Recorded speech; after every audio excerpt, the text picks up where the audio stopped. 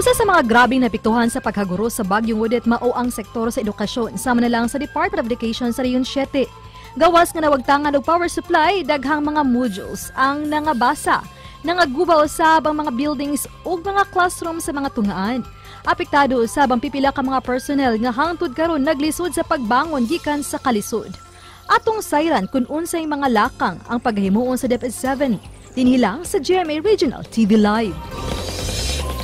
Kumusta atong mga eskwelahan ug of course atong mga magtutudlo human sa miigong bagyo kanatong pakisayran rong buntaga makapuso kay makauban nato DepEd 7 Regional Director Dr. Salustiano Jimenez. Mayong buntag RD Jimenez, welcome once more sa GMA Regional TV Live. Kumusta RD unsa may assessment ninyo sa mga eskwelahan nato sa Central Visayas human sa bagyo? Good morning Sir Nico no og sa tanang na minaw og nagtan-aw no sa ato ang programa karon.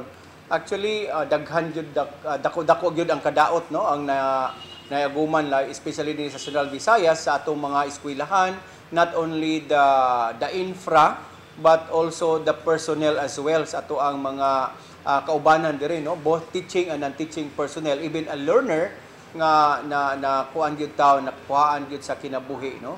So ning ana kagrabe ang devastation nga nahatag ni Odette. RD, pila na may estimate nato sa damage sa atong mga eskwelahan din sa Central Visayas? So far for the whole Central Visayas, so siguro mukabat og ato yung tan-aw no, mga basin mo billion pud no. RD, kumusta doon na ba tay mga teaching o mga non-teaching personnel nga naapektuhan sab sa bagyo o doon na ba sab tay casualty nga na record RD? Yes, actually based on data sa report natay mga 39 ka casualties no. Natay usa ka learner o niya katong mga 38 is personnel both teaching. RD, unsay assistance nga ihatag sa DepEd 7 sa mga naapektuhan nato nga mga magtutudlo og sa mga staff? So far, like sa regional office, katong mga na-affected, natay gipanghatag nga mga initial ginagmay amount, no? So, mga donations ra pod nato, mga ginagmay nga contribution, mga tong gihatag diretso. Sa uban pong mga division sa mga lugar, ang atong division office, naapod sila yung mga nadawat nga mga financial assistance from the different non-government organizations, sa uban pod naapod sa ubang mga regional office, even sa central office no. Within fact ang central office nagpadala gyud sa ato, naka-download sila 3 million no initial para lang gyud mahatag gyud og assistance pod sa atong mga schools. But ang central office pod naapod to sila gi-mention through the office of Yusik Ann Sevilla, ato ang undersecretary sa finance nga nakapadapos lang 50,000 through sa ato ang PAS or sa Association of Schools Division Superintendents. Yes, RD, usa sa mga major challenges kag itubang niyo karon power supply ug affected sab kuno printing gyud sa atong mga materyales sama sa modules. Giunsa man ninyo ni pag-address, RD? Yeah. Pagkakaroon ang ato ang mga division offices nagtan-aw na mao na ato gyung gipa-monitor pila gyud ang mga learning materials nga makadaot no. Within fact na based sa report na tay mga more than 200,000 ka mga learning materials or modules nga nangadaot. So with that ato pong ipahinay-hinay sa mga division superintendents og asa nga areas nga pwede sila makagamit nga maka-reprint ila pong gihimo. And then nagsige pagyutag pangay sa report pod kung unsa ang mahimo sa regional office nga kami po diri makatabang pod nga maka-print baron or maka-procure og mga modules. RD, ang habagatang bahin sa lalawigan sa Sugbo usa sa grabeng naapektuhan gyud gipalukapa ni bagyong Odette. Unsa may mahitabo sa mga face-to-face classes o sa modular learning? Okay, so so far sa ko nag-ingon 8 schools ang ato ang public schools na ning implement og limited face-to-face and then 2 sa private schools. Now with these 8 schools, ang katong nahimutang sa south, so ato tong gikuan gyud nga labi na walay kuryente, walay tubig, so gisuspend gyud ang ato ang limited face-to-face and then back to blended again modular.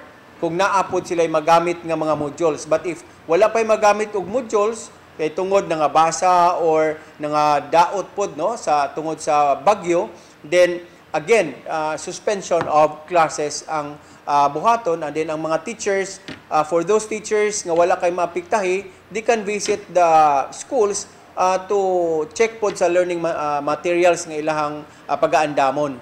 While katupong mga teachers nga na hiaguman nakuan gyud no, affected gyud totally sa bagyo, so we will also consider their situation.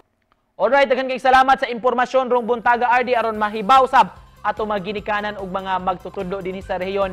Mga kapuso, DepEd 7 Regional Director Dr. Salustiano Jimenez, daghang salamat RD. Okay, thank you po. God bless. Good morning. Kapuso, subay gyapon sa atong gitinguhang pagbangon human sa bagyo. Napakita nato ang sitwasyon sa Leyte Province unsay magikinahanglan sa mga residente didto, ug gipasabot ni Jasmine Jerusalem sa Leyte Center for Development unsa ang mga efforts nga gihimo nila aron makatabang sa mga mulupyo. Speaking of tabang, mga kapuso, si Ralph Andrew Abinido mipasabot sab sa mga laka nga gihimo sa mga motorcycle riders sa fundraising programs nga ilang giorganisar aron makatabang nining mga biktima gyud sa bagyo. Samtang sa spotlight nakauban nato Dr. Salustiano Jimenez, Regional Director sa DepEd, mipasabot kabayan sa mga damages nga naangkon sa mga eskwelahan, sa mga magtutudlo nga apektado, lakip na sa mga kapuso kini mga non-teaching personnel unsa atong matabang ngadto sa Department of Education.